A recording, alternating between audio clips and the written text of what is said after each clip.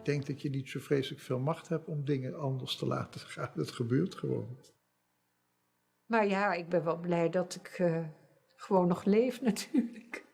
On voit l'être aimé, complètement distordu et il est là, il est plus là, mais en même temps il est là. Quando hai alle spalle un dolore, una sofferenza del genere, apprezzi anche le piccole cose. Non è scontato niente, non è scontato che respiri, non è scontato che stai in piedi e cammini, puoi correre, non è scontato vedere il sole, non è scontato niente. Bijna verdwaasd rond, in een trance rond. Maar ik moet zeggen, de zorg eromheen is wel heel erg goed. En ja, het was een heftige tijd, maar wel een mooie tijd. Welke gevoelens ik heb ervaren. Ja, je bent ontzettend nauw betrokken bij mijn vrouw, wat die meemaakt. En je kunt daar niks mee, maar je moet er zelf mee uit de voeten. En je hebt wel het volle vertrouwen, dat had ik wel steeds.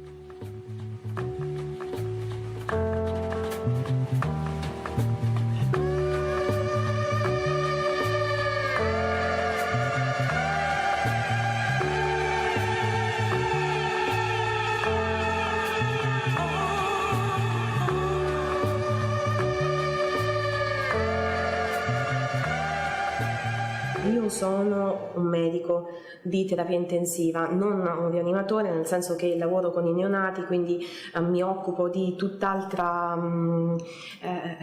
di bambini molto molto piccoli, non faccio il loro stesso lavoro, però chiaramente il rapporto con i medici è stato condizionato anche dalla mia posizione. Tra l'altro sono dei colleghi perché sono nel mio stesso, quindi da una parte ero sicuramente facilitata nel comprendere razionalmente quello che stava succedendo, cioè non avevo bisogno dei lunghissimi colloqui perché mi spiegassero per avere notizie cliniche, perché era più semplice riassumermi le cose. D'altra parte, dal punto di vista umano, dal punto di vista emotivo, questo non è servito a niente, anzi forse ha peggiorato le cose, perché sapevo cosa poteva succedere e non volevo accettarlo. Ahora lo que me motiva es mejorar la vida de la gente. Ya no es tanto la técnica, ¿no?, como cuando eres joven, porque llega un punto que la técnica es técnica y no tiene ningún secreto, sino las pequeñas cosas que pueden hacer que marcan la diferencia. El hablar con el paciente, con la familia, el hacer una educación sanitaria que nadie ha hecho hasta ese punto y tú no lo sabías porque dabas por hecho que lo habían hecho.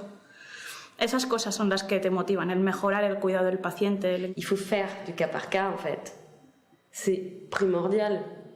Parce que chaque histoire est différente. Et quand vous vous trouvez en tant que patient, en tant que famille de patients, dans cette situation, dans un univers où vous ne parlez pas cette langue-là, cette langue faite d'acronymes et de termes techniques que vous ne connaissez pas, quand vous vous retrouvez face au savoir et que du coup vous vous retrouvez impuissant, que vous vous retrouvez stupide, que vous vous retrouvez humilié, que vous vous retrouvez démuni, comment faire?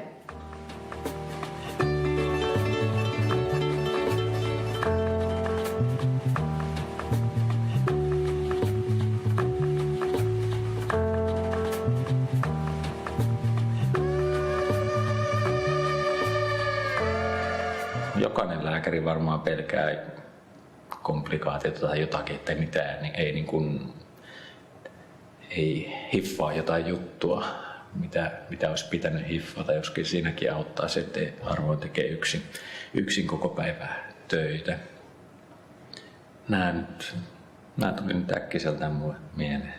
And what scares me is that making those decisions and making those wrong decisions and the realization that that decision in 3-4 weeks' time, where you end up having a patient who in effect can be crippled by life-sustaining therapy, which may not have been in their best interests or the family's best interests. And that still scares me. And I think it scares a lot of colleagues, but intensive care is much more multidisciplinary now, and I think that has helped our decision-making and has reduced that fear factor. Honesty and humility go a long way. And most patients and relatives understand that we're also human and mistakes can happen and should be openly discussed.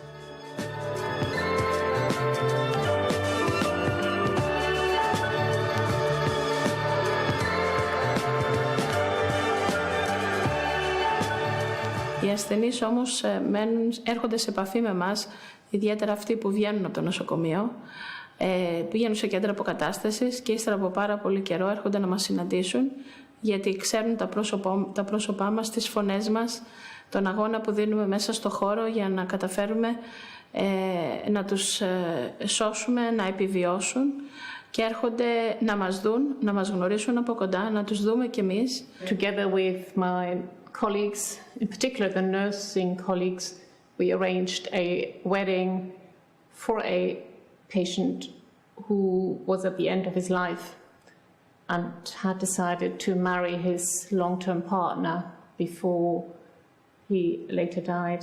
And it was very moving to be part of this very special event in the intensive care unit. It's a real privilege to be able to support a patient and their family through that, what I hope is the worst thing that ever happens to them in their lives, to be able to support them through that, hopefully to recovery, or to support them through managing a dignified death. Il faut ramener la vie. Pourquoi est-ce que tout est si blanc et voire gris? Pourquoi est-ce que ce lino couine autant sous les crocs des médecins? C'est insoutenable. Pourquoi est-ce que tout est autant aseptisé?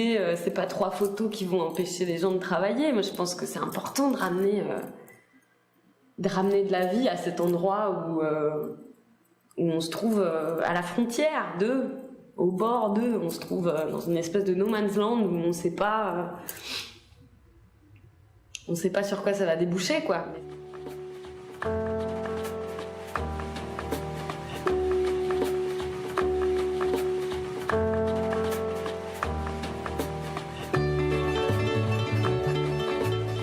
La mia opinione della terapia intensiva è fantastica perché mi hanno salvato la vita e dopo 3 anni sono qui. Anche a un altro ospedale che mi hanno dato per morto, per fortuna sono arrivato in questa terapia intensiva e mi hanno salvato veramente la vita. Solo belle cose possono uscire dalla mia bocca, ovviamente, perché senza di loro non sarei qui, ripeto, non sarei qui oggi. Intensive care medicine allows me to learn something new every day. So every day I meet colleagues and I hear of their new technologies, new advances, and progress in their particular specialty. But most importantly, every day is a different day with new challenges, and I enjoy the interaction with my colleagues and most importantly with patients and their relatives. So it provides a great variety, it's different every day, and it's a specialty where progress is made on a regular basis. Grazie perché mi hanno ricordato anche come si lavora. Cioè, io faccio questo mestiere, lo faccio da tanti anni, ci sono dei momenti in cui sei stanco, in cui hai le tue cose, nel senso che hai la tua vita, hai delle preoccupazioni, però io ero serena quando andavo via, non perché sapevo che non sarebbe morto, poteva morire, poteva star male, ma era nelle mani migliori, sapevo che era nelle migliori mani e questo mi dava quel minimo di tranquillità che potevo cercare. È giusto che i bambini che mi vengono affidati e i genitori quando vanno a casa possono pensare la stessa cosa. Siamo nelle migliori mani, quindi dobbiamo sempre fare il meglio. Grazie a loro per esserlo il meglio.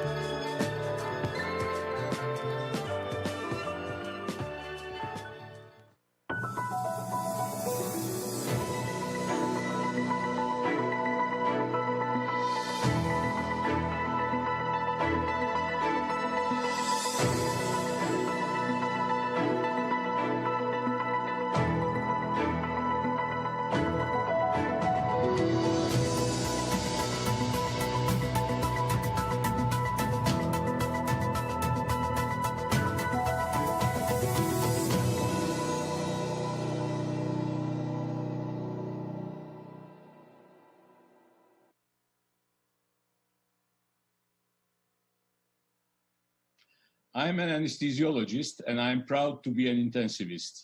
We, intensivists, are working together to fight COVID-19. Together, we are intensive care medicine. I'm proud of being an intensivist. We are fighting COVID-19. Together, we are intensive care medicine. I am an anaesthetist and I'm proud to be an intensivist. We are working together to fight COVID-19. Together, we are intensive care medicine. I am an intensivist and proud of it. Intensivists with various specialty backgrounds work together as a multidisciplinary team to prevent and treat temporary risk of death due to COVID-19. My name is Jan de Waale and I'm proud to be a surgery-trained intensivist and work in intensive care. We work together to beat COVID-19. Together, we are intensive care medicine.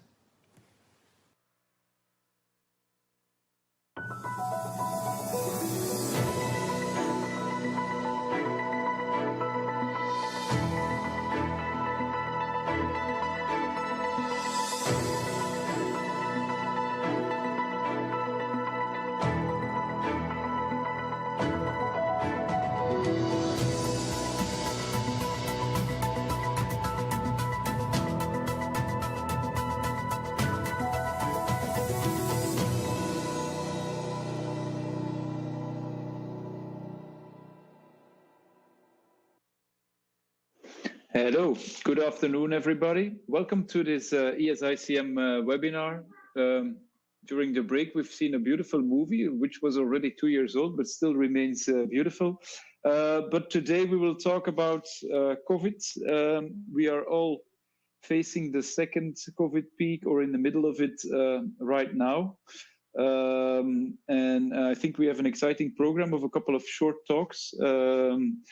And I'm very happy to introduce my co-chair, Chiara Roba, and I see that they moved Genova to the United Kingdom now, which I don't know why Yes, I thought they fixed the bridge over there, but it's still, they made a very long bridge now.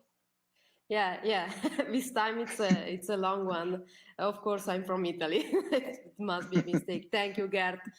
Thank you for being here, sharing with me. I'm really excited to discuss with you a topic which I believe is a bit underestimated. We know that COVID-19 is not just a pneumonia. We know that it is a multi-organ issue.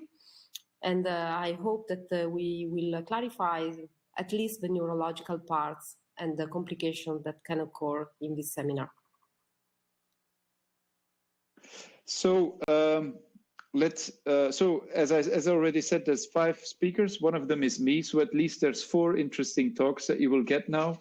The first speaker is from far away from the other side of the world, from Brisbane, Australia, Sam Hurs, who will discuss in 10 minutes, which is quite a challenge, I think, the pathophysiology and the clinical feature of neurodysfunction during and after COVID.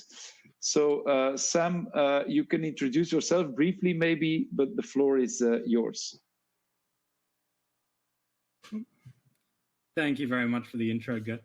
Yeah, so I'm over in Brisbane. I'm an MD PhD student over here, and I've been researching the neurologic manifestations in COVID-19. And as you say, a bit of a challenge to get through in 10 minutes, but we'll see how we go. So, as has been said many times before, it's more than just a respiratory syndrome. Apologies, my slides aren't working. Here we go.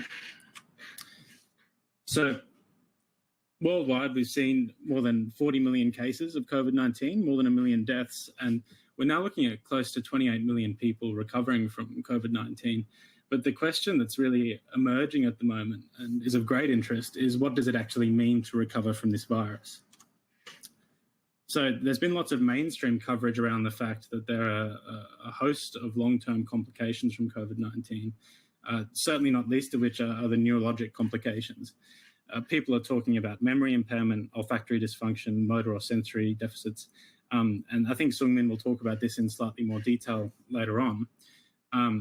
But for those of us who have been following the literature from early on this year, and for those of you that have been on the front line with COVID-19, it's been obvious from the outset that these were going to be occurring. There's been a whole host of neurologic complications from the get-go. And these have been discussed since very early on in the year and very early on in the pandemic. So today I wanted to update you on the neurologic sequelae of COVID-19. What is happening to patients and when is it happening to them in the course of their infection?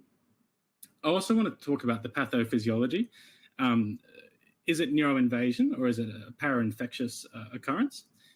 And some of the challenges moving forward, both with regards to research and with actually managing the neurologic complications of COVID-19.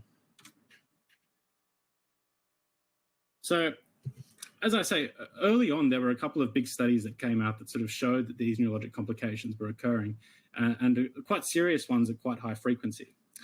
Mao and colleagues published a study in just over 200 hospitalized patients that showed that stroke and impaired consciousness and ataxia were occurring in critically ill COVID patients. But overall, about 36% of patients were having complications. Later on, Helms and colleagues published a study that was more focused on ICU patients. And this study sort of brought things together a bit because it was more of a systematic screening of patients using systematic screening with neurological examinations. And here they showed that 84% of ICU patients had neurologic manifestations. So this sort of started to spark a lot more interest in it. And since then, we've seen heaps of studies published on the topic. So part of the objective of the Critical Care Consortium early on was to actually review the literature, and this hopefully will be published soon. And we investigated about 65 studies with more than 8,500 hospitalized COVID-19 patients.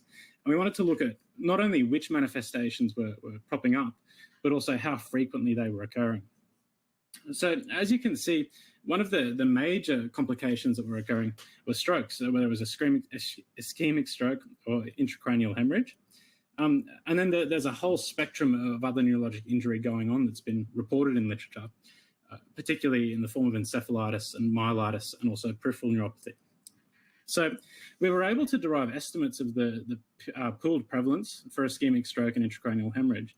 And when we think about the millions of patients that have been affected by COVID-19, we're talking about tens of thousands, if not hundreds of thousands of patients experiencing these. So it's quite a drastic problem. So when assessing the risk factors, it's again been quite a challenge because all of the early literature on COVID-19 and the neurologic complications reporting specific risk factors and specific clinical and patient factors was quite scarce. What we know for sure is that severe COVID-19 infection, according to WHO classification, older age and pre-existing cardiovascular disease are all important factors in dictating the occurrence of neurologic complications.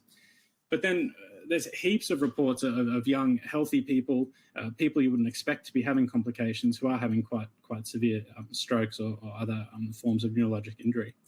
So the issue is that data so far is scarce, and deriving specific risk factors or useful risk factors that we can manage in the clinic is very, very difficult. When we're talking about the time course of infection, this is a fantastic figure. It was published earlier in the year in Lancet Neurology. But the findings of our review, which we recently conducted, were very similar, and that was that many of these syndromes, be it Guillain-Barré syndrome, encephalitis or delirium, in a lot of patients, they're actually presenting with the neurologic symptoms prior to the respiratory syndrome.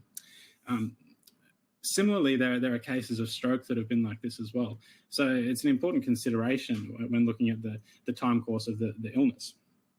Classically, though, what we've seen is that stroke and lots of the major complications are occurring anywhere from 10 to 30 days after the onset of respiratory symptoms.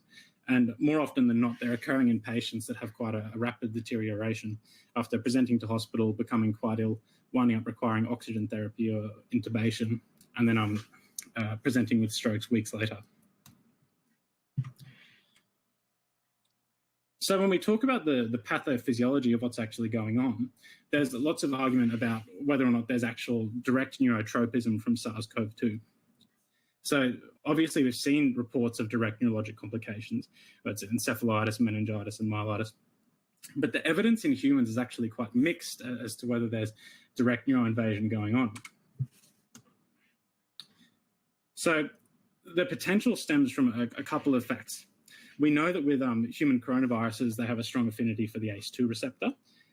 So there's significant potential for hematogenous translocation to the CNS and also direct invasion of neurons. And animal and in vitro studies have shown evidence of direct neuronal invasion. And we've seen that SARS coronavirus can replicate within neurons. And one of the other arguments was that up to 64% of COVID patients are experiencing loss of smell, so there's potential there for invasion directly through the olfactory pathway. However, when we actually look at the evidence in human trials, or human studies, I should say, the systematic screening of CSF has revealed very, very rarely that we find RNA. And also when we look at the neuropathology studies, the autopsy studies that have looked at the brain, it's largely identified hypoxic ischemic injury. Staining has revealed some limited invasion of the CNS by the virus, but even then it's generally confined to specific areas without evidence of direct CNS damage. Overall, though, regardless, when they have identified RNA in the CSF or virus actually in the CNS, it hasn't correlated with the extent of neuroinflammation or the clinical extent of neurological injury.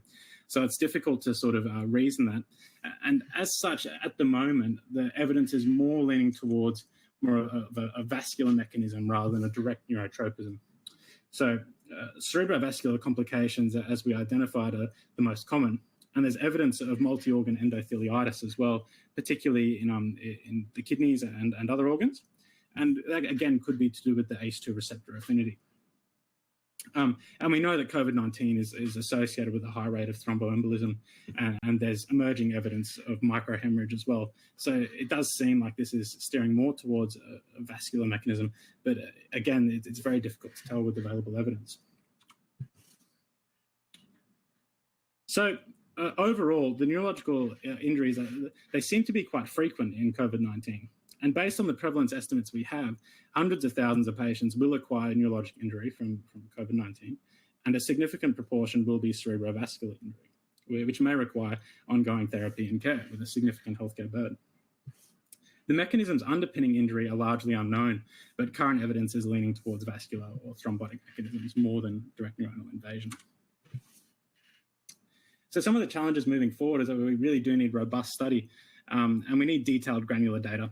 The quantitative analysis of patient risk and clinical variables, it's really what we need to actually go from just talking about what complications are occurring and when and how frequently to actually identifying useful interventions and optimizing management of patients.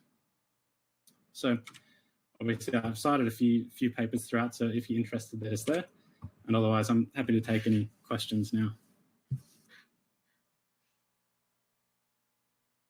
Thank you, Sam. That was Thank you, Sam. really, you really went for the challenge and you did it all in 10 minutes. So we really appreciate it. I'm sure that there are questions in the chat or not. No? That was too good. There is a... It was so clear that nobody has questions. That's it. No, there is a question or a comment that I'm not sure I understand, as there is someone who is asking probably about the use of mucolytics and acetylcysteine, whether they are needed or not, but I'm not sure it's related to this presentation. I have one comment and one question, Sam. First of all, congratulations, really a very nice presentation. I think that the issue is all about understanding the pathophysiology of the neurological complications.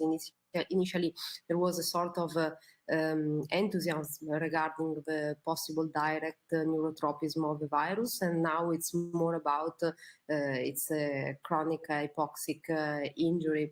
Do you think that there are, from the pathophysiological and then clinical point of view, any differences between a pneumonia related to SARS-CoV-2 and a general ICU pneumonia and normal ERDS in terms of incidence of neurological complications?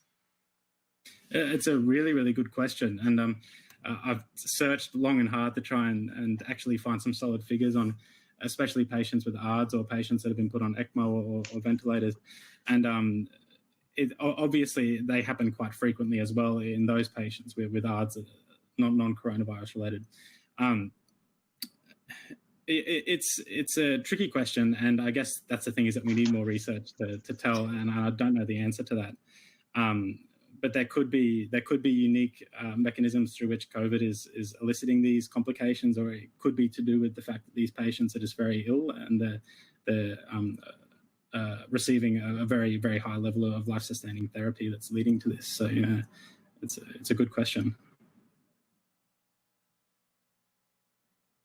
Gerd, do you have any questions or? No, I think we have to move on because we in order to remain already. on time. Yes. So let's move on with the second speaker, who is Professor Gerd Mayfield. He actually probably doesn't need any presentation because his name is well known all over the world for his great interest and research activities in the field of neurointensive care. And to make him more challenging this webinar, I gave him a talk about neuroradiology, which is not specifically his specialty, but I'm sure he can give us an excellent point of view regarding the neuroradiological features in COVID. I hope my screen is coming up now, so maybe somebody can...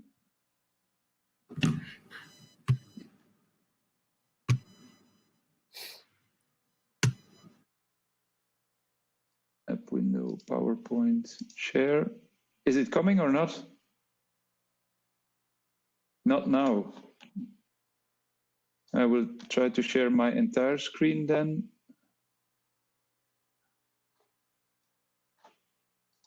App window.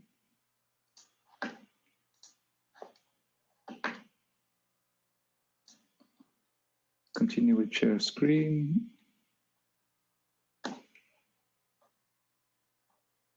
Doesn't seem to work, sorry.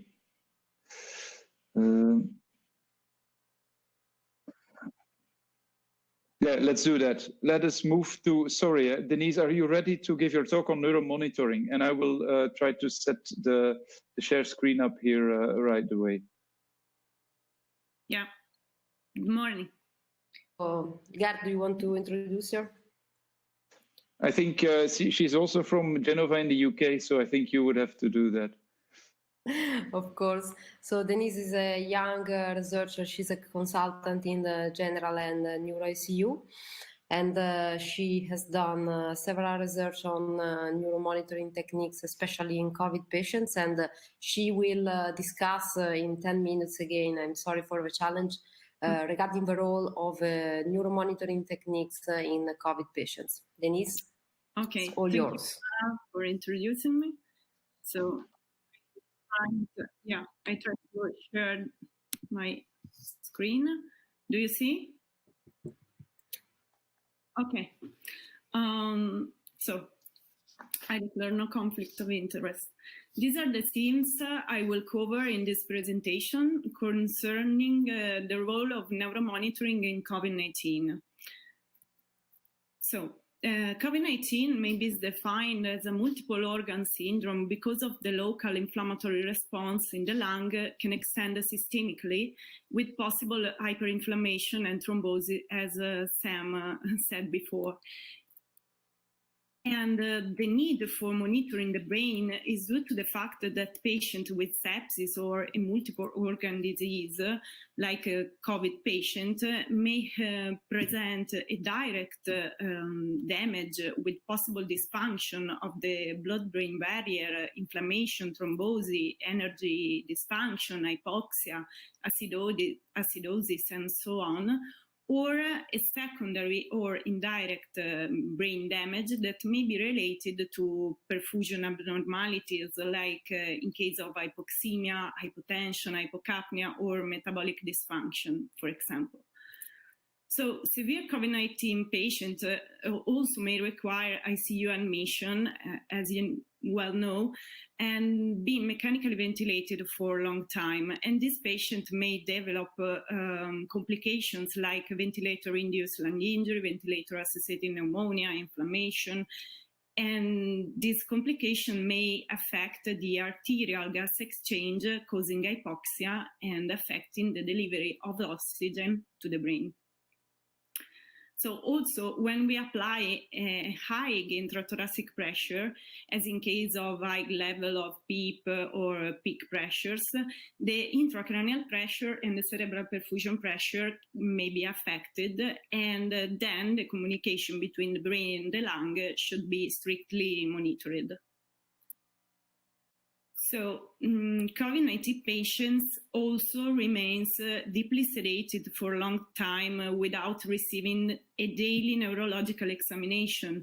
And neuromonitorings have been recently extended to general ICU patients to monitor the neurological status and promptly identify at the bedside possible neurological complications, also in patients who cannot be sedated, for example, for clinical reasons, as in COVID-19. Every exam is specific for detecting distinct brain features. For example, when we suspect an ischemia or hemorrhagia is high, a CT scan is mandatory, but while it cannot be obviously indicated only for the daily clinical monitoring. So to overcome these problems, non-invasive neuromonitoring systems have been extended to the general ICU population. Especially in COVID-19 patients, the near-infrared spectroscopy, the transcranial Doppler, or the optic nerve sheath diameter and the automated pupillometry may play an essential role. So, the transcranial Doppler may allow to calculate the pulsatility index and the flow velocity as basic methods, and through the advanced methods to assess the autoregulation or to calculate the intracranial pressure or the non-invasive cerebral perfusion pressure, and so on. So the transcranial Doppler allows to obtain the flow waves from different cerebral vessels, each one of them having their peculiar wave and features, like in this figure. This is an example of a middle cerebral artery evaluated with a transcranial Doppler at 50 millimeter depth by using the temporal window, the most used. And so this is how the circular willis appears with an optimal temporal window. So one of the indexes obtained from the transcranial Doppler is the pulsatility index, that is the earliest sign of increased ICP. And we can see this increase also in COVID-19 patients, as we will see to the next.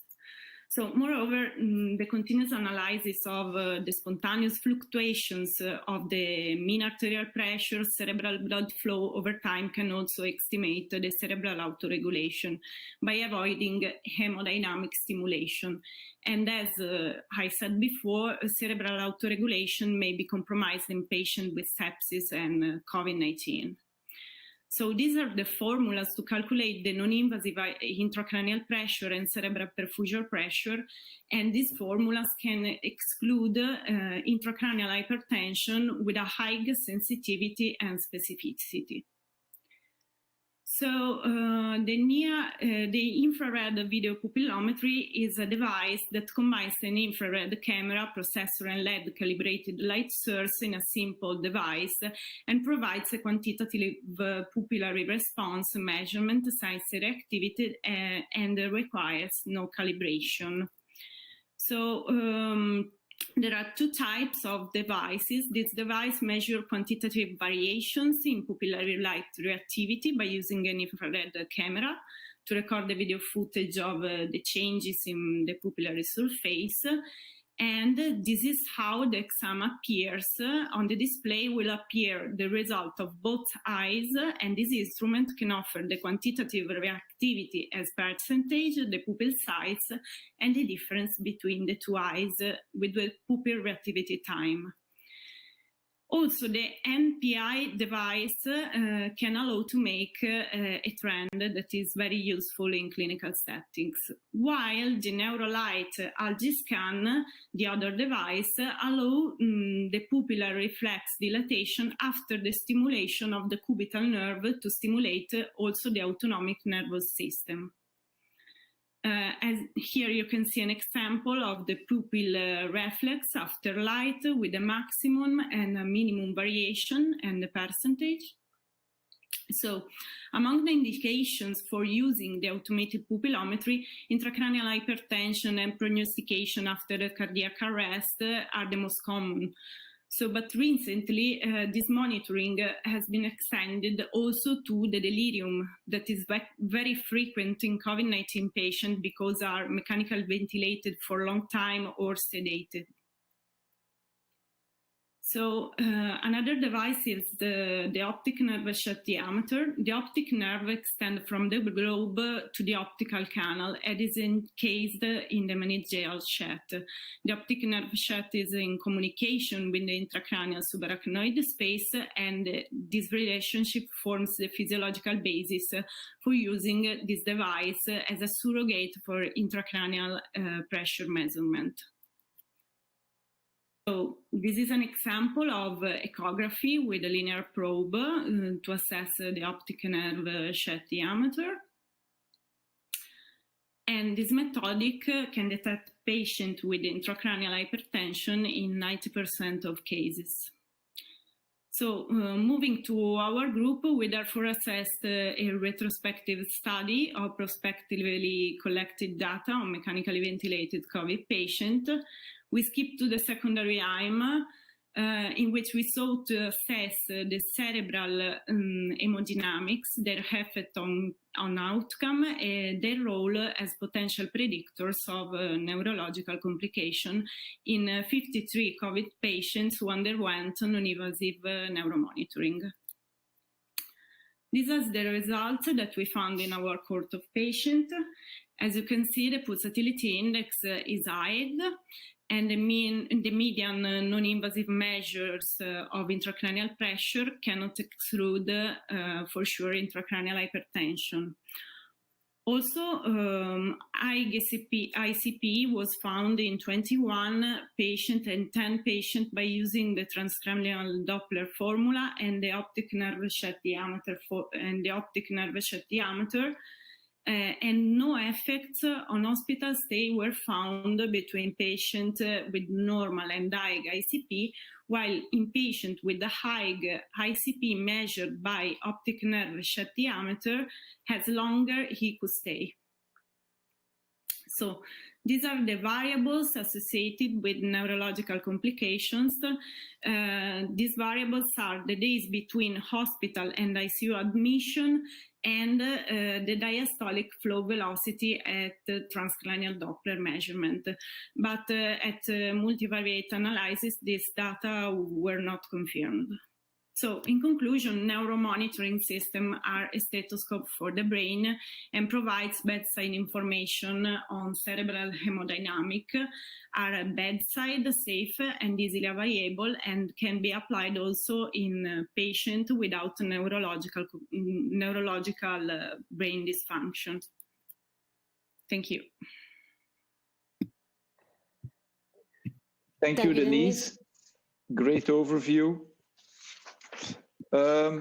There's a lot of questions now coming in. They come with some delay, and I think they're not yet for Denise, but maybe your questions will come. There is one for Denise, there is one. Yes. The question is, do you have any experience with near-infrared spectroscopy monitoring in COVID patients? No, I have no experience. We did not use this monitoring because we do not have yet in our ICU. But I hope with the second wave we will use also this monitoring, because I think it's very important to see the cerebral oxygenation in these patients. Okay. We get a lot of questions on, well, we got a lot of questions on very alternative therapy, and we will choose not to answer that because I can tell you there's no data. So there was a question on garlic, on ozone, on hyperbaric oxygen. I have no idea what that is, but I think if that would work, I think somebody needs to do a trial for that. But there's a lot of questions about therapeutic anticoagulation, and I think it's important to address this. I think most large centers nowadays, there is no randomized trial, and the question is, will there ever be one? Because I think the thromboembolic potency of the virus is very clear. I can share the protocol of my hospital with you, which is that we, in all critically ill patients with COVID, we use a double prophylactic dose of low molecular weight heparin, at least during hospitalization, and maybe prolonged if the patient is still immobilized. And we even chose to monitor anti-10A activity, which we have available in our hospital, but I know it's not available in many places. But even without the monitoring, I think you should do more than just the prophylactic low molecular weight, because you will also see not only neurological but non-neurological thromboembolic phenomena, mainly around your catheters, your CVVH devices, and so on. So Chiara, I don't know if you want to comment on that as well. Basically, we used to do the same in Genoa during the first wave, and that's what we are starting to do again in the second wave. And I think that the crucial point is anyway to reassess the anticoagulative therapy, also according to the renal function of the patients, because in some cases we also experienced that we started to anticoagulate the patients more than the prophylactic dose, and then we had some cases of bleeding, and the bleeding was in specific and peculiar areas, like in the iliopsoas, and especially during the weaning process, when patients were starting to cough, and probably this created an increased pressure at the level of the iliopsoas. So, and after these cases, we started to monitor daily the factor 10A and use ROTEM and do more specific assessment of the coagulation, which is, I think, very challenging in these patients. Let's see if there are other questions. Well, still about neuromonitoring. So there is someone who asked, Denise, whether in your opinion ONSD is more reliable than TCD in ICP estimation. In my opinion, in our study, we saw that there were a variation between the ICP estimated with the transcranial Doppler and estimated with the optic nerve shed diameter. I prefer using the transcranial Doppler and see the pulsatility index as a first sign. But also you can use the automated pupillometry or other devices if you have, I think, the importance. So if I can add just one point, I think that each one of these monitoring techniques have limitations, and they have different pathophysiological features. This means that probably it's not actually clear which one of these techniques is best. But when it's the case to assess non-invasively ICP, probably the best thing is to use a multimodal approach. Yeah. Gert, I think we need to move on. Yes. I think we need to move on, and I'll try to present you again. Yeah. Are you ready? I'm ready, yes. Okay, so again, I've already made a very nice presentation, and then the screen share didn't work, but this time I hope you will be able to give us 10 minutes of specific insights regarding what an intensivist should know about neuroimaging in COVID-19 patients. Gert. Thank you, Chiara. And so this time it seems to work. Those are my disclosures. So you've already heard from the first speaker about the neuroinvasive, also neurotropic and neurovirulent properties of coronaviruses, and especially this coronavirus as well, and about the possible vascular way. And you've also heard that there's a wide clinical spectrum of neurological dysfunction in COVID patients, going from prolonged delirium that is maybe more pronounced than you would expect in other ICU patients, patients with reduced consciousness, patients with focal deficit, seizures. Some of it occurs early, some of it occurs late, some of it is directly COVID-related or might be COVID-related, and some of these might be related to what we do and might be very similar to sepsis-related problems that we often see. I think this paper already came up where they have found 900 patients in case reports and case series with neurological dysfunctions, with encephalopathy, encephalitis, Guillain-Barré, and an incidence of stroke between 2 and 6%. So there's a whole range of pathophysiology. And why am I discussing pathophysiology and clinical phenomena? Of course, because it will determine what type of neurological exam we need to ask for, and it will determine what we expect to see there. With regards to radiology, there's one very important remark, and that is that we actually do not know the true incidence of neurodysfunction. Because obviously it's only the hospitalized patient that will get a scan, but there are recommendations to minimize the use of MR scanning in patients suspected of COVID-19. So we might underestimate the true incidence. On the other hand, of course, publication bias might lead us to an overestimation where only reports of positive cases get access to the literature. So literature is a bit a mess, but we cannot we can only trust the literature about it. So what do we know now about neuroimaging for COVID? Very early on, neuroradiologists already published some recommendations based on what they thought could be expected. And they said we can expect to see a rise in stroke, arterial as well as venous thromboembolism.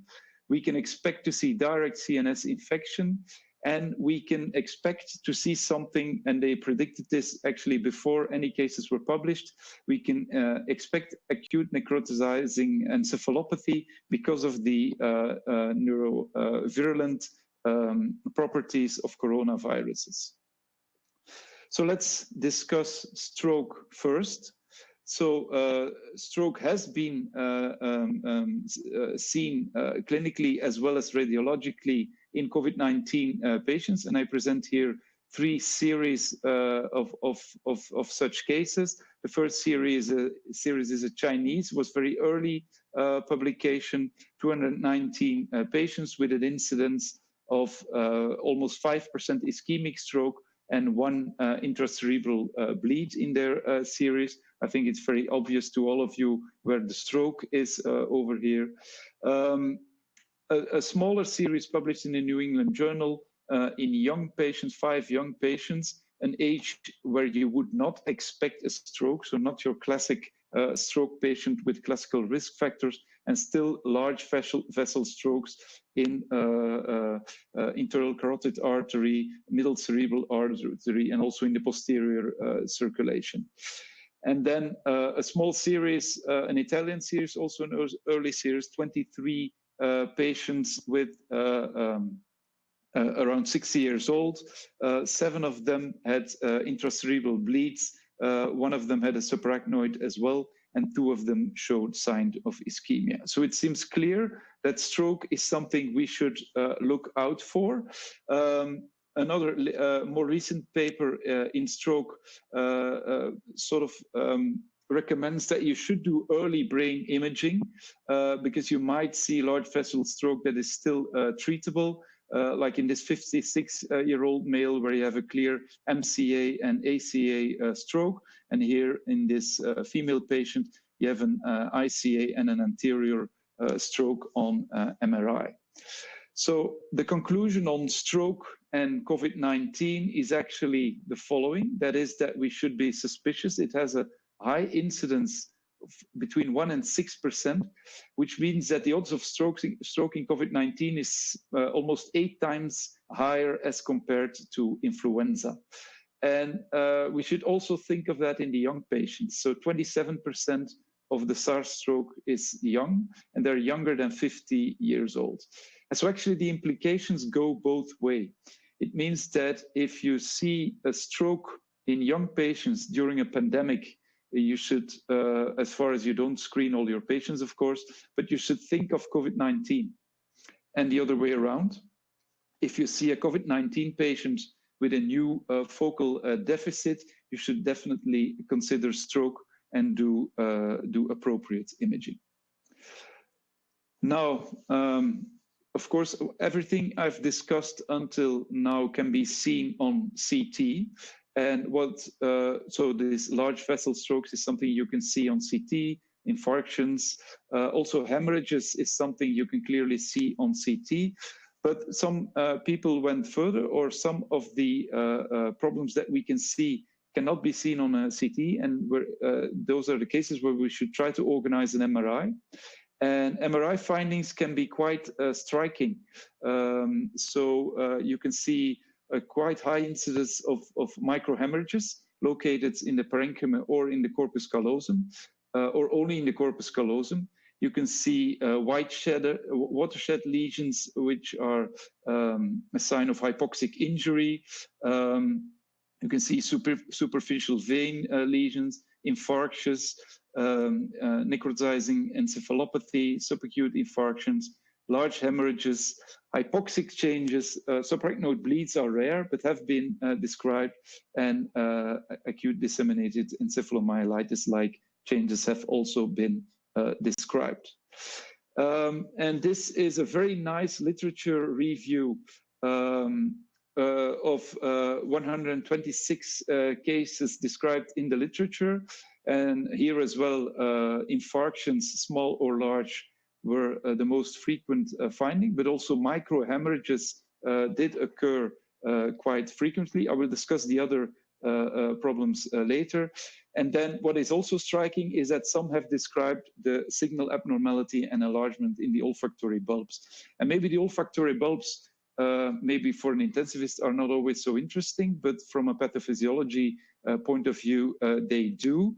And this is a very interesting paper where they followed a patient who was known with a prolactinoma, a female patient who was in a follow-up for a prolactinoma. So she had a pre-COVID MRI, where we could see actually a normal olfactory groove. And during COVID, there was actually a smaller olfactory bulb seen, and there was more liquor, which led to conclude that there was actually a smaller volume of the olfactory bulb area, clearly marked after the COVID, as you can also see here.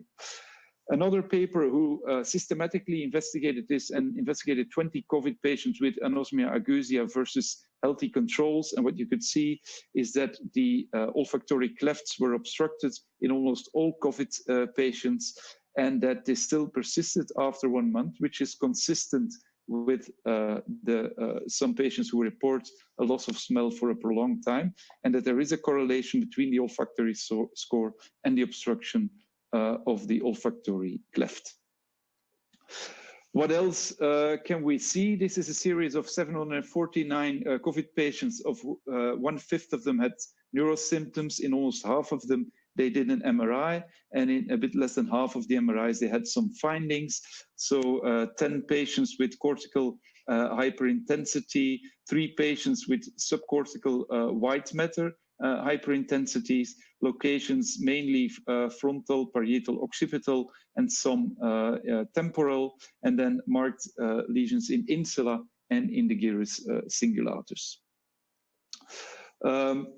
Probably one of the best or most broad overviews is this French study of what MRI findings you can encounter. So they did 190 patients with neurological manifestation had an MRI. They found no MRI abnormalities in 80% of the patients, or lesions unrelated to the event. So 20% of the patients had an MRI lesion that could be related to the event, and they found 8 MRI patterns in these 37 patients. And I will go quickly over them. So unilateral flare hyperintensities in the temporal lobe, such as here, multifocal lesions that are associated with hemorrhage that can be found here, extensive microbleeds, as you can see here. This is in order of frequency that they were encountered. White matter flare hyperintensities and leptomeningeal enhancement, which can point to associated encephalomeningitis, diffusion hyperintensities in the corpus callosum, diffusion hyperintensities in the cerebellum and brainstem, non-confluent multifocal white matter lesions, and then very rarely they found acute necrotizing encephalopathy as well. I hope I still have some time. I will finish with these findings. This is a very interesting series because it's a small series, but it's very worked out, as we're used to from the Cambridge group, where they try to link the disorders of consciousness and the delirium in these patients that they observe with neuroanatomical findings. And so they did an MRI with diffusion tensor imaging in these 6 patients. And it's quite interesting that they actually found no structural abnormalities on conventional MRI that could explain the clinical presentations. So 3 of these patients had some frontal minor lesions, but that could not explain the complaints. But what was clear is that, and that's clear in the middle image, so you can see that the mean diffusivity increases on diffusion tensor imaging, and this is actually a sign of water content. So it means the water content in COVID-19 patients was higher, and this actually points to vasogenic edema, but also that in those nuclei that are associated with consciousness and arousal, there was less water content than normal, which is actually a sign of cytotoxic edema in these patients. And then finally, what they also found is that lower fractional anisotropy, and the colored tracks here represent tracks that are actually abnormal, that if you would compare them to normal patients, that these tracks are clearly have a lower fractional and also anisotropy, and they saw microstructural disruption because of edema and inflammation. So this is actually the first paper that linked functional imaging to the neurological disorders, and in that extent, it's a small paper, but it's a very interesting one. So to conclude, in case of COVID and a new neurodeficit, you should always think of stroke. And in case of stroke in COVID times, especially in young patients, you should think of COVID. We know that anosmia and dysgeusia has an olfactory substrate. If you have an acute unexplained or a persisting neurodeficit, I think it's recommended to perform an MRI. It might be abnormal in up to 20% of your patients. You might want to ask your neuroradiologist to look out for stroke, microangiopathy, for press images, ADEM, encephalitis, or ANE. And maybe if you are a Cambridge-like center and your conventional MRI does not explain the problem that still persists, it could be considered to do a functional MRI or a DTI. This is my last slide. I hope that there are questions, of course. I will Thank you, move back Gert. to... Excellent talk. And there are a lot of questions, actually. I think that I won't be able to give you all these questions and discuss all of them, but I will start from the first one. How can we differentiate direct COVID-19 induced neurological injury from severe hypoxia and sepsis induced brain injury? Is there any marker to identify direct COVID-19 induced brain injury? Direct is difficult. If it's the whole discussion of the pathophysiology. I think everything that is. I agree with that it's most of the problems that we see are vascular or vascular induced, and including vascular inflammation. So it doesn't always have to do with thrombosis, but there is some direct, especially the olfactory problems, is clearly a direct neurotropic mechanism where the virus moves along the nerve. And actually, one of our ENT specialists here has done autopsy studies, and she was able to discover that there's still in the olfactory bulbs that you can still detect viral RNA, which means that the virus has been there. So, but of course, like the necrotizing encephalitis, that's very rare, but it's probably a sign, an extreme sign of a direct viral invasion rather than a vascular phenomenon.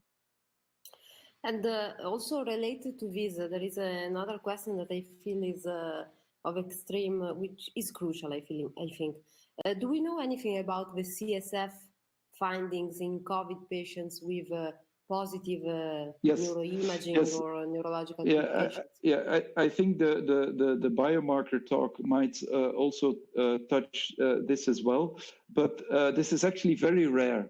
I mean, it has been discovered on lumbar puncture and CSF. There have been reports where virus was detected, but it remains very rare, which confirms actually the vascular hypothesis is the main driver. But in some patients, it can occur with direct viral invasion. I mean. Yeah, that's exactly also my experience. In some cases, you have a positive MRI with negative CSF, and vice versa. So actually, it's something we should explore more deeply. Last one, then I will ask you to present the next speaker. So why not give antiplatelets as prophylaxis to prevent stroke in COVID-19 patients? Antiplatelet therapy. Yeah, some have recommended that actually. We have chosen to do low molecular weight prophylaxis because it's easy, I suppose. It's easily steerable, but I'm not definitely not saying that that antiplatelet therapy should not be considered. And in view of the problem is that we have thrombosis in other places as well. If we would only see the neurothrombosis, I think we might want to go for antiplatelet therapy, but it's probably not powerful enough to treat the peripheral thrombosis. And then to go for double anticoagulation, it might be too much, and then you have the risk of hemorrhage as well. So I don't know if it's a good answer. It's a empiric answer, but not supported by data or studies. Okay, thank you, Gert. I think we have to move to the next presentation as we are running a bit late. We want to. Yes. And so the next speaker is also from the other side of the world. The next speaker is Fatima Nasrallah from Australia as well. And she will discuss the role of biomarkers in neuro-COVID. Good afternoon, everyone. Yes, thank you very much. I'd like to thank the organizing committee for giving me the opportunity to be part of this. I think it's an amazing initiative and gives a really up-to-date overview of where we are with COVID-19. Brisbane hasn't had any, we've been quite lucky actually, because we haven't had any cases or very rare cases ever since the pandemic started. So it's fortunate in that instance, but we haven't been able to really have that much experience with the research to be able to look at the fundamental changes in COVID. But hopefully the rest of the world is actually making a lot more progress in that. So I'm going to give an overview of where, of our understanding of biomarkers in COVID-19, what has been shown so far, and what are the potential aspects that we can look into the future to be able to validate biomarkers. As everyone may know, biomarkers is quite a tricky way to understand how the brain works, only because when you're looking at the peripheral changes in the blood, they can be reflecting not only the brain, but other systemic inferences of what's happening in the body. But we know from COVID-19, and obviously from the previous talks that have happened so far, that there is a precedence for changes in the brain and a neurological manifestation of COVID-19. And this comes in different instances, whether it's from stroke, whether it's from microhemorrhages, whether it's from the actual virus infiltrating into the brain itself, or whether it's causing indirect effects on the brain. And the way we measure biomarkers or pathological changes in the brain from the peripheral blood or the central or the cerebral spinal fluid is to be able to look at these biological processes that are causing these changes. So if you look at this image over here, where we can see that we have, once we have a neurological manifestation of COVID, we have changes in a surge in neuroinflammatory responses, so cytokines increase.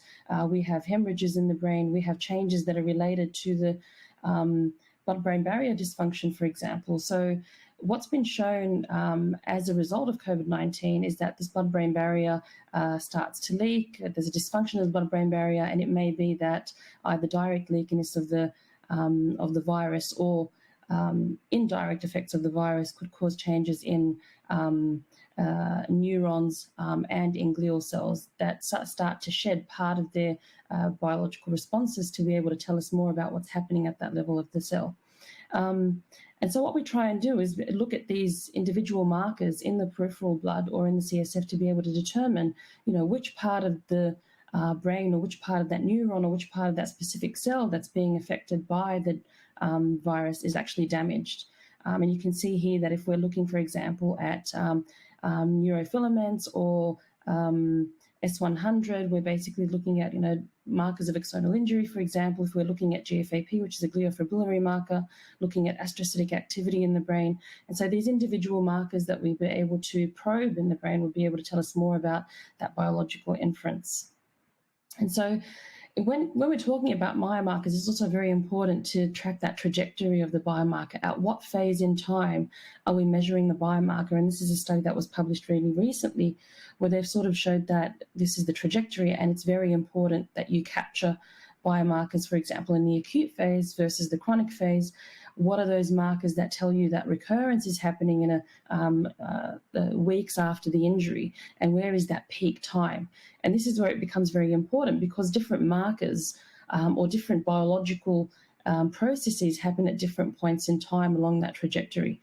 And that's why it's longitudinal studies, which have not been done so far and have been very, very scarce, to more understand whether that biological marker or that biomarker that we're trying to assess for COVID-19 is actually telling us about that biological change and is relevant to the trajectory of the virus and the changes you see. So, for example, if we look at now COVID-19 has been, there's increasing evidence that the virus is actually affecting the microvasculature. And this is from inferences from changes that have been shown in the blood-brain barrier. So this is a healthy system where we can see an intact blood-brain barrier. We can see microglia and healthy astrocytes. And in the case where you get an infected system, what happens is that this blood-brain barrier starts opening, and you start getting changes in the tight junctions between which make up that blood-brain barrier. So it becomes leaky.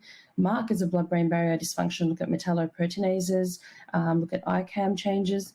So these are proteins that start to shed or start to overexpress in patients who are being infected. And what you get is opening of this blood-brain barrier, which either allows parts of proteins in the brain to come out of the brain, or they actually allow things to go into the brain. Plus you get changes, and as an effect of this, what you start getting is inflammatory responses in the brain. And these might be local, it might be diffuse, and changes in the excitatory inhibitory systems in the brain that actually give you more information. So it's more of a really multimodal approach and a multi-process that is actually being affected in the brain. And that's why biomarkers become very hard, because you have a multitude of events that are happening at the same time as due to that single event that's caused that impact. So I sort of have just a small overview of some of the studies that have been done. Now, there have been quite a substantial number of studies which have looked at what are the changes that are happening. So if I go back to this slide, what is the biology that we understand to be able to look for markers that have changed? And as a result of that understanding of the biology, we could see that we have elevated circulating MMP9 in patients. So we have 20 types of metalloproteinases in the brain, and MMP9 has been one that's really stood out in patients with respiratory failure. So this could sort of be a potential target that people can that we can target to determine whether we can reverse changes or maintain patient progression.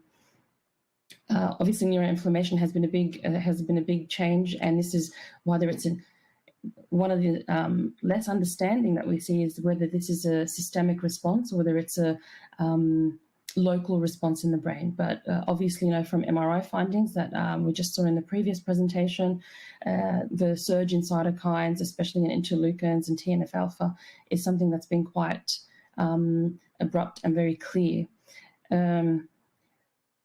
What's interesting is that the temporal profiling, a study by Zhu very recently also showed that the temporal profiling of all these cytokines, however, did not show differences in severity. And something that you want to look for when you look at biomarkers is really how sensitive is that biomarker and how specific is that biomarker to tell us progression of specific severities of the injury. And unfortunately, because inflammation is such a widespread dispersed change that you see in the whole body and in the brain, it's very hard to determine whether this neuroinflammatory response and the severity of the inflammatory response is really reflecting on the severity of that injury. There has been evidence of axonal injury, and this is from neurofilament biomarker. It's a neurofilament light chain, which tells you more information about axonal injury, which is concomitant with changes in GFAP. And this is a study by Camberg also recently in 2020, which showed that plasma GFAP and plasma neurofilaments increase. What happens in GFAP, though, is that there's a very surge in the acute phase, and then it comes to reduce, which just speaks of the astrocytic activation due to the injury. But neurofilament, light chain neurofilament, actually prolongs over time, telling you that there's more. Maybe that neuroinflammatory response has actually induced more axonal injury that's more persistent across the injury phase. Neuron-specific NLAs is an indicator of neuronal injury, and this has been shown to increase and has been shown to be present in the CSF. And UCLH1 is one of the markers that people have been looking at as well, which also tells you more about the information about the neuron itself.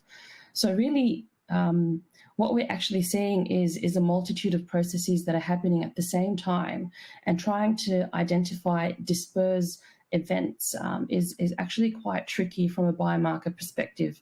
So when you get, for example, this is a framework which has been published where you see that upon coronavirus injection, you get infection of the lung ways, you'd be able to get blood-borne invasion across the blood-brain barrier, and then you get an immune response, which is reflected in this hyperinflammatory cytokine surge in activity and microglia activation. And the idea is that these are, from a personalized approach to a patient, this is already affected by the premorbid situation of that patient. Do they have diabetes? What are premorbid factors that actually affect how this blood-brain barrier is going to respond to an infection? And this would be my risk factors for that would make a big difference in terms of how that blood-brain barrier or how that marker is being reflected in this instance. And so, as a result of this blood-brain barrier leakiness, you get impairments in glutamate and potassium clearance, hyperexcitability, the inflammatory response, obviously, as well, plus, thrombosis and thrombogenesis, which would lead to strokes, as we saw in the previous presentation. So these pathological hallmarks, the more we're understanding about the pathology of how the disease is being, or how the infection is dispersed across the brain, the more specific targeted approach is really something that we're looking for, rather than this multitude of events that are quite systemic. So I just wanted to touch on one of the most recent findings that's really actually had a hype, which is called circulating cell-free DNA. And circulating cell-free DNA is basically just DNA that is circulating in the blood, because some cells have been apoptotic, so you get necrosis, you get apoptosis as part of the healthy processes, and they shed DNA into the blood, and this is quite low in the normal healthy individual. However, when it comes to disease, there is a study actually which shows that methylation, this circulating cell-free DNA is actually really increased, and you can see that from brain injury patients when we have trauma. So even in mild traumatic brain injury, when you have circulating cell-free DNA, it's actually a marker of that mild injury in the brain. And if you were to look at the total DNA in the blood, it really doesn't tell you much. But a more interesting finding has been the fact that you can map the methylation patterns of these DNA to specific organs. And this is a paper that just came out recently, which looks at circulating C3 DNL and how it reveals cell, tissue, and organ-specific injury. So basically, you take the plasma, you extract the CCF DNA, you look at the methylation profiles, and you can track back to the origins of the tissue. And this might be, related to the COVID-associated damage. So in this study, they focused on lung, kidney, and some blood-borne erythrocytes. And what they showed is that looking at the WHO ordinal score, which is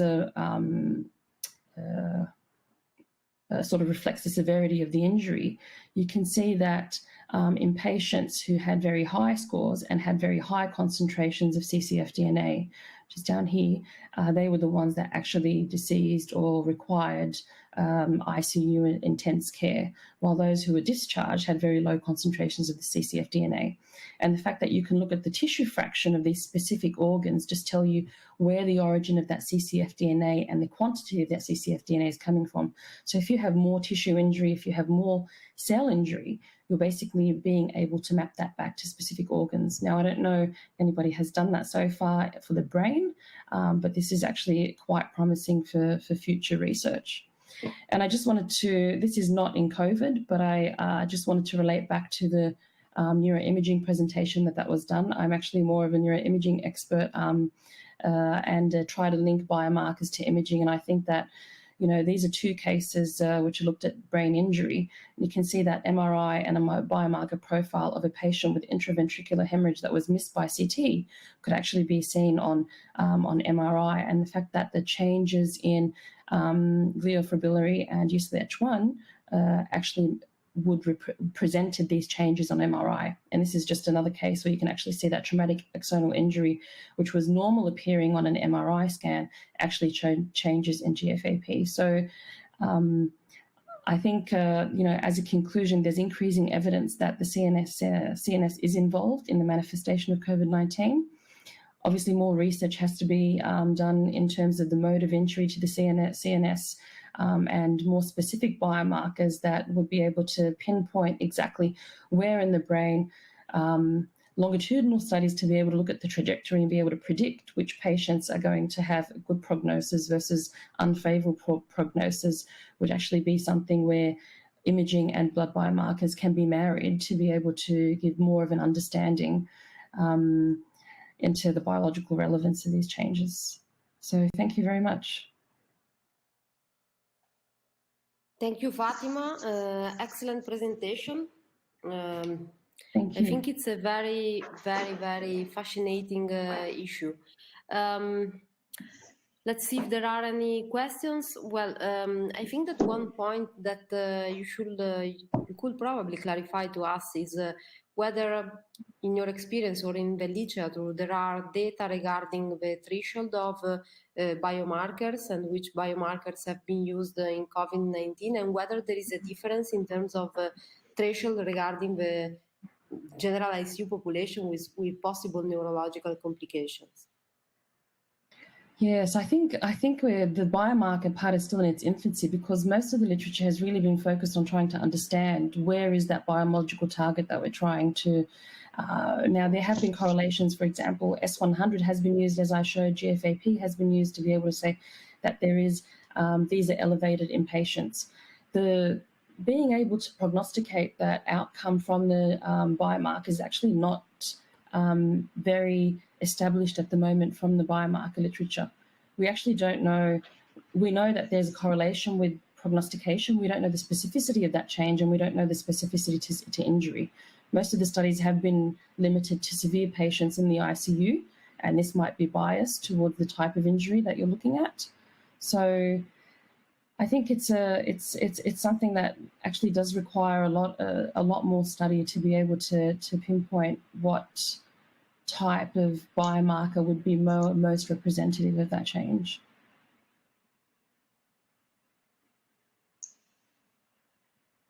Okay, Gerd, do you have any comments or questions, or we can move on to the last I think we presentation? need to move on to the next talk. I really enjoyed the talk, Fatima.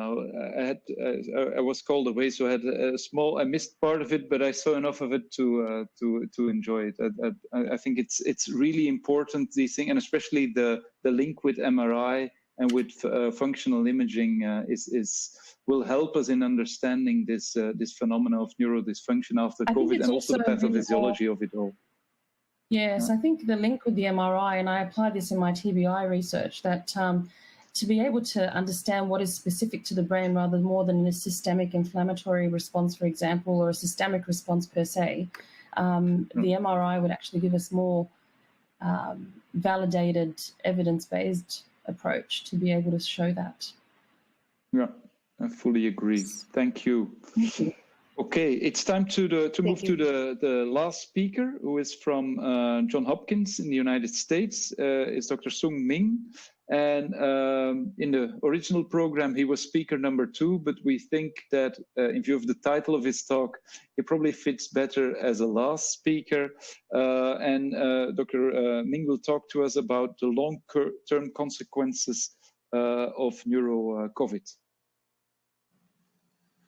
Thank you so much for the introduction, and thank you, ESICM, for this opportunity to present this topic. My name is Sung-Min Cho. I'm a neurointensivist at Johns Hopkins. I'll be talking about long-term neurological sequelae of COVID-19 infection.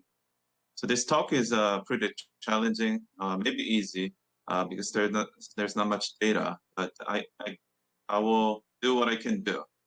My disclosure, non-relevant for this talk.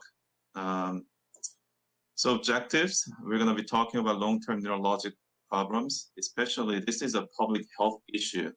And there are a lot of articles about brain fog and memory issues and COVID-19 long haulers. We'll be talking about that briefly. Then I'll be discussing ARDS, non-COVID-19 related neurological and cognitive outcome. The point of that is to extrapolate from ARDS literature, and we can imagine how COVID-19 infection will impact these patients long-term. And we'll be talking about COVID-19 long-term neurologic cognitive outcome briefly. There are a couple studies I want to discuss and share, and the future directions. So this picture has been brought up before by Sam, but again, I want to take a pause here because this is a huge issue, as we all know. 41 million people affected with COVID-19 infection, and mortality is high compared to other viruses. But imagine 40 million survivors, and they have COVID-19 infection, and they have to go back to the work, and they are supposed to function and go back and live their lives. And we're still counting. And the big question right now is, vaccination, cure, therapy, great. That's absolutely needed. But really another big question we have is, how are they functioning after COVID-19 infection? So there are a lot of articles about this. One of them is a recent New York Times. They're discussing about COVID-19 brain fog. Patients or people, survivors, they're reporting memory issues, and they can't function, they can walk properly, and they can function in the work. So that's been the struggle for these patients. And there's a whole list of many articles on this. If you just Google it, so many information and articles, but without any good data. So delirium, PTSD, brain fog, memory issues, all of these things, we do need to study this. So COVID-19, brain fog, cognitive issues. The question is, are you surprised? Probably not.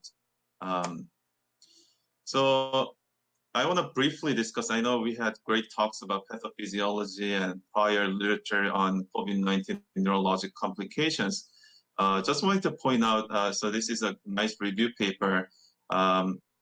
So if you look at the first box, red box, COVID-19 with neurological manifestations or symptoms is pretty high. And you can look other publications. There are many, many thousand papers on this topic, but the neurologic symptoms are pretty common. But the issue is neurologic symptoms are also non-specific. And this does not mean these patients actually had brain injury. But also at the same time, if you have these neurologic symptoms, for instance, encephalopathy or delirium, which is probably the most common neurologic symptoms in the hospital, they do carry a long-term impact, cognitive outcome issues, as we all know. And if you look at the autopsy findings, we discussed this before, a wide range of different pathology, acute hypoxic ischemic brain injury. Sometimes they don't find anything. Of course, this is autopsy studies, and there is a bias by looking at autopsy studies, and also single center, retrospective. All of these studies have significant biases. And we talked about a list of neurologic symptoms or diagnosis for these COVID-19 patients. And I think we all agree neurologic symptoms are pretty common, and we have to watch out for neurologic diagnosis in the hospital. And again, I want to emphasize most common is probably encephalopathy and delirium. And encephalitis, rare. Stroke, pretty common.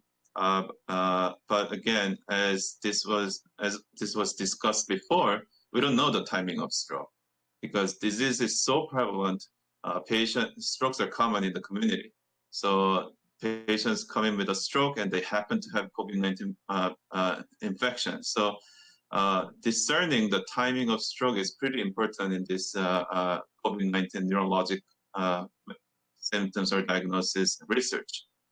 And other things like encephalitis, GBS, A&E, ADEM, these are extremely rare. And so I just wanted to make a point on that. And also there are many, many publications on stroke or neurologic complications. And we are actually overwhelmed by this, a lot of information. There's this systematic review, and there are also many systematic review papers on this topic, by the way. But I thought this was interesting because they pointed out in the conclusion the most frequent neurological symptoms reported in association with COVID-19 are non-specific. And this is, I think, important to think about when we look at this in literature and move on from looking forward for the future research. So again, I don't want to duplicate the talk, but the stroke, 1 to 6% in hospitalized patients with COVID-19. I think stroke is real. And then there's certainly, if there's an infection, increased risk for stroke in patients with vascular risk factors. And I do think that there's a complication when they're hospitalized. Later on, we find strokes and as a complication in ICU or hospitalization. And so two things, I guess, to think about when we look at long-term outcome. So patients with acute brain injury, so ischemic stroke, hemorrhagic stroke, anoxic brain injury, or CNS infection, because they have actually brain injury, they're going to have deficit. So I think we all agree with that. So motor sensory coordination or cognition deficit, they're going to have issues with that. On the other hand, patients without any neurologic diagnosis in the imaging or symptoms, so those are a different population, but also at the same time, they can also have neurologic issues, and we'll be talking about that a little bit more. So brain fog, so cognition after COVID-19. So we certainly need a lot of research on this. So this picture, so I think the point of my kind of first half is really causality has not been formally established in COVID-19 and neurologic injury. But there is a biological plausibility. If you look at this image, we talked about this already, but microhemorrhages are probably common in this patient, especially ICU patients and hospitalized patients. So this series, 12 critically ill patients with acute respiratory failure, this was published in Stroke a couple of years back, and 25% of patients were ECMO. And this MRI series showed that all had cerebral microbleed or hemorrhages, CMBs. There's some report in COVID-19 patients, and 21% of MRI patients with COVID-19 infection had worse MRS, modified Rankin scale, neurological scale, outcome scale, and mortality. And I do think, having ARDS or respiratory failure, having critical illness causes brain dysfunction. One of the really prevailing theory for that is cerebral small vessel disease. And there are a lot of phenotypes on small vessel disease. DWR lesions, punctate infarcts, microbleeds, lacunar stroke, perivascular spaces, corticosuperficial siderosis. All of those phenotypes can happen with a critical care illness. One of them, really, the interesting part is CMB, microbleed, and those are all associated with long-term cognitive impairment. So there is a biological plausibility that these patients with COVID-19 infection, they're admitted with respiratory issues, but they are sick, and then they're going to have long-term cognitive issue because of inflammation and this small vessel disease in the brain. So ARDS brain, I'll briefly talk about what's reported in past years about the ARDS and neurologic deficit and long-term outcome. So these are actually non-neurologic long-term outcome, but if you look at one-year outcome in this Singapore study, 94 patients, a third of patients actually had imaging evidence of pulmonary abnormalities. There's another paper in Hong Kong, 110 patients with severe ARDS or SARS. They followed this patient for 3 and 6 months after the onset of the disease. About 30% had imaging abnormality at 3 months and 16% at 6 months on chest X-ray. Of course, 6-minute walking test and also the quality of life scale was decreased. Another study about SARS, 59 patients, Hong Kong, all with ARDS, 1-year follow-up. Spirometer was normal at 6 months, but patients with age more than 40, they had decreased quality of life at 12 months. And we looked at prior literature in our team. So this is a list of publications about ARDS and cognitive outcome. So different time of assessment, discharge 1 year, 2 years. But if you look at 1 year outcome, it's pretty significant, 30%, 46%, 40 to 70%, 55%, 25%, 21%. So people have looked at this in ARDS patients when they're discharged. The patients are left with significant cognitive impairment. And they did a really good cognitive ability test over the time. So now let's move on to post-COVID-19 neurological outcomes. There are not many studies, but there are a couple, and we'll discuss this. So this is non-neurologic report. It's a very nice paper from Italy, and they looked at acute COVID-19 phase, the symptoms when they presented. Then they followed this patient for a month or so, and then they surveyed the symptoms that they had from the COVID-19. As you can see, I left a box there for neurologic symptoms, anosmia, headache, and vertigo. They still had some symptoms, neurologic symptoms after 1 month. They reported of 179 patients, 87% of patients had persistent symptoms more than a month. And this is a preprint. So I found this article a couple of days ago. And prospective longitudinal 2-center observational study, April to September this year. Total of 201 patients. They followed median of approximately 4 months or so, 4 or 5 months. They follow these symptoms when they presented, similar to Italy study that I showed you. I circled or boxed the headache and walking issues here. The striking thing is after a median of 140 days after the initial symptoms, 99% had more than 4 persistent symptoms.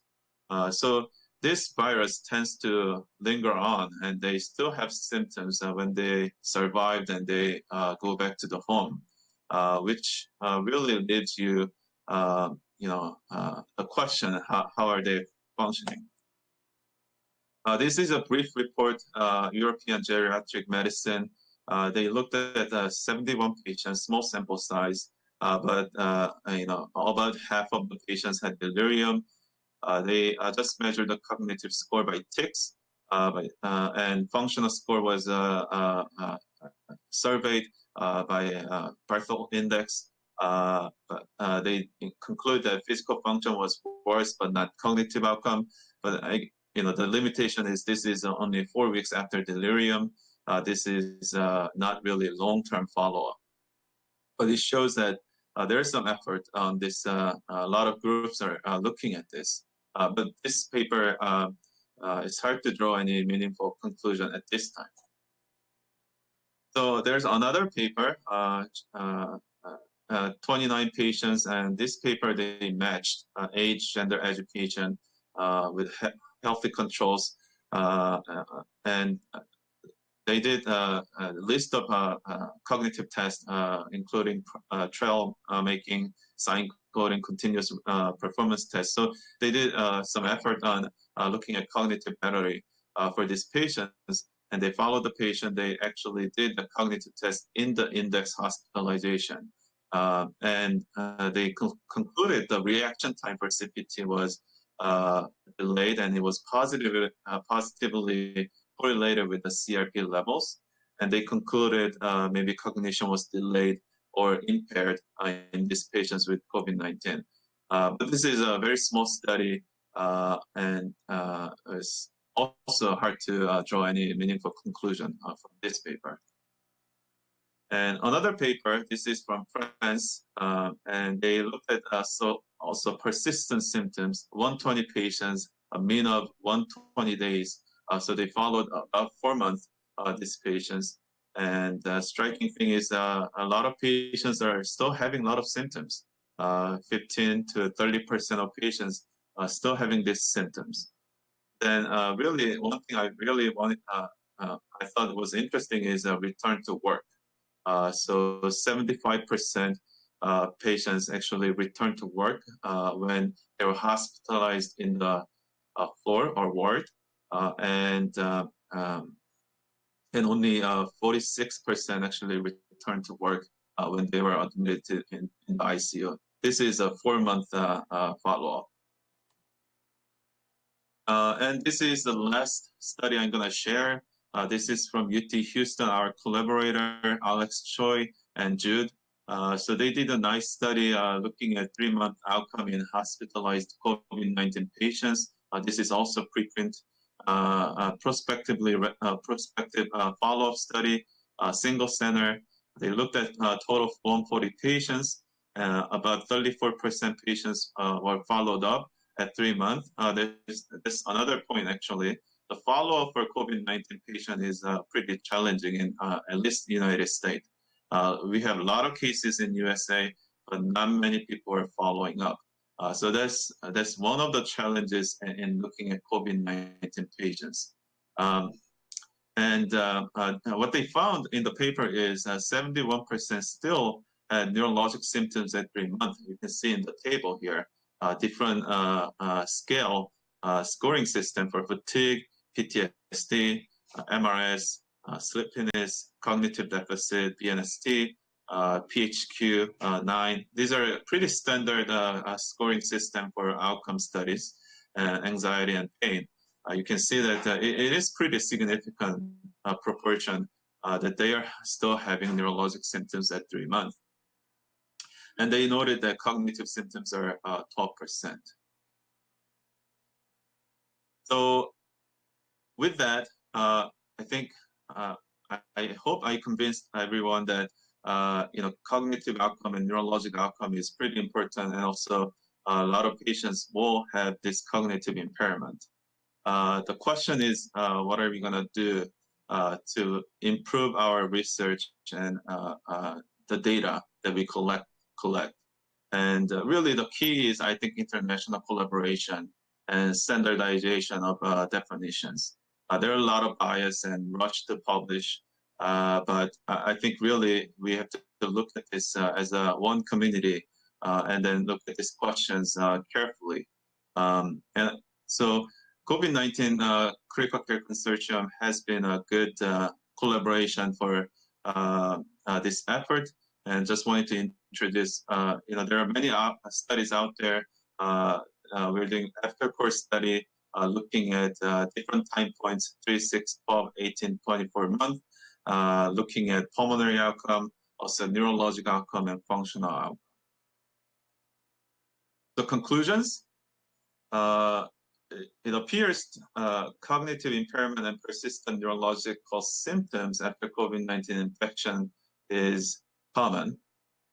There are some challenges looking at this research.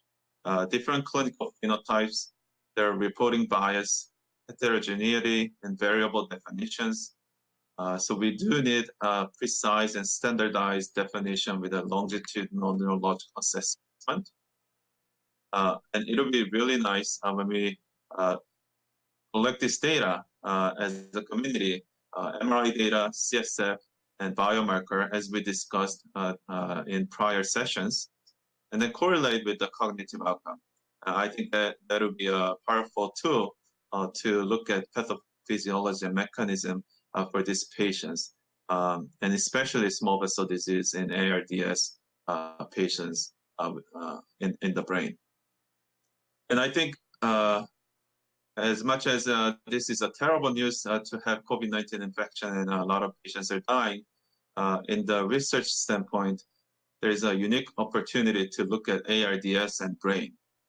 And really, that has not been studied quite well. There's no biological model for looking at ARDS and brain effect. And we do need a standardization and not just observational studies for cognitive outcome. We do need intervention trials to intervene and then see how patients can improve cognitively and functionally in long term. And international collaboration is the key, I think, as a one community. We are in this together, and there's no I in this COVID-19 research. With that, thank you so much for your attention. And if there's any questions, thank you. Thank you. Thank you very much. Great talk on a difficult subject. We have two more or less, we have two questions that are related to your talk. And there's one question about the asymptomatic hypoxia patients. So we've seen a lot of patients who were deeply hypoxic and actually didn't seem to suffer from that a lot, well, apparently or clinically. Could this somehow explain their long-term consequences or contribute to them? Have you seen lesions that could be compatible with that? That's an excellent question. In personal experience, I have never scanned those patients, asymptomatic hypoxia patients with MRI or even CT scan, actually, because as soon as they recover from hypoxia, they seem to be doing okay. But if it, there is a biological plausibility, I think, if it is a chronically low hypoxia, brain loves glucose and oxygen, right? So, I think there is a plausibility that there may be a subclinical damage in the brain, but I don't have any evidence to support that argument. No, okay, thank you. And then the second question is about the use of deep sedation and immobilization, and a bit related to that. I know we've used several regimes of sedation due to shortages and stuff that we don't like long benzo infusions and having to use opioids that work long and things like that. I haven't seen, but maybe it's that most of these models correct for that, or is it? So like the risk factor for long-term cognitive outcome, do they usually correct for sedation? I see. If I understood correctly, the publications I shared, the question is if they looked at actually the use of benzo and opioid to adjust for the long-term outcome. Is that the question? Yes, that's the question. Yeah, I don't think they did. The publications I looked, two of them were preprint, and the other two was very small sample size, and they did not look at actually benzo or opioid.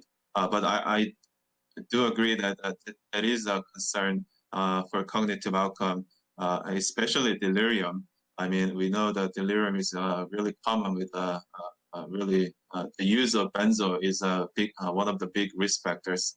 So I do think it's correlated, but I haven't seen any literature on COVID-19. Thank you. Thank you, Sung-Ming. I think that your talk really should open and pave the way for a more strict management of neurological complication in these patients, because we are now starting to see the long-term sequelae of the first wave, and there are many, at least in my experience at the follow-up, there are many neurological complications and are not always explained by the neuroimaging, as the group of Cambridge also has showed. So I have a question for you. In the follow-up, if you do any follow-up, you said not many, but maybe if you don't have experience, what would you suggest to add to neuroimaging and neuropsychological sequelae and neuropsychological assessment? Any specific test? Yeah. Right. I think all of this cognitive battery is pretty good, and a lot of groups actually have a good experience on looking at actually digital app or telephone to follow up, and there are a couple of groups, including actually UT Houston. The paper I showed, they're actually assessing this patient with a digital app, so they're more accessible and follow-up is more complete than having the patients come back. They're using those same cognitive battery, PHQ, GAD, MRS, and MOCA. So, I think another challenge here is actually we have to be very judicious in selecting which test we're going to do, because if it is overwhelming, patients will not do this. So that's going to be another challenge, and maybe less than half an hour. If you could do that, the compliance will be better. Okay, thank you. I'm afraid we have to make some conclusion and finish the webinar. Gert, we are late. Yes, we got the signal that we needed to conclude. Well, I think we heard 5 great talks. I think what we learned from the first speaker was that there's a variety of symptoms and possibly a main pathophysiology that is vascular related, although there is some neuroinvasion as well that can lead to problems. Then neuromonitoring can have a role when applied in the right patients. A monitor should always be there to learn you something and to give you a signal you can treat on. I think the neuroimaging talk was close to the pathophysiology talk, that it sort of confirmed the type of lesions that you can expect.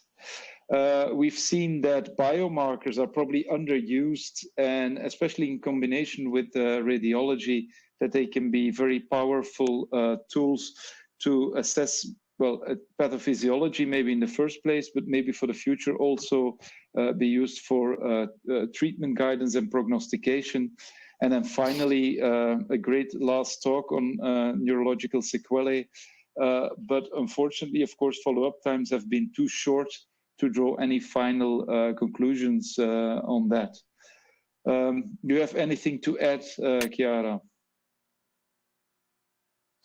No, I think that in general, at least at the beginning of the pandemic, we underestimated a bit the not respiratory complications and effects of COVID, and especially the neurological complications, but those are also the complications that have mostly a long-term effect and that they impair significantly the quality of life. So I hope that this discussion will help. Unfortunately, we are in the middle or at the beginning of a second wave according to the countries, but I hope that this webinar will help us to focus also on these issues, as COVID-19 is not just a pneumonia, it's a systemic disease, and we have to consider all the organs. Yes, okay. Thank you all for joining. I hope it was as interesting to you as it was to us. And we will see and hear you next time, hopefully in 2021, live and in person, because webinars are interesting, but live conferences are far more fun. So goodbye and thank you.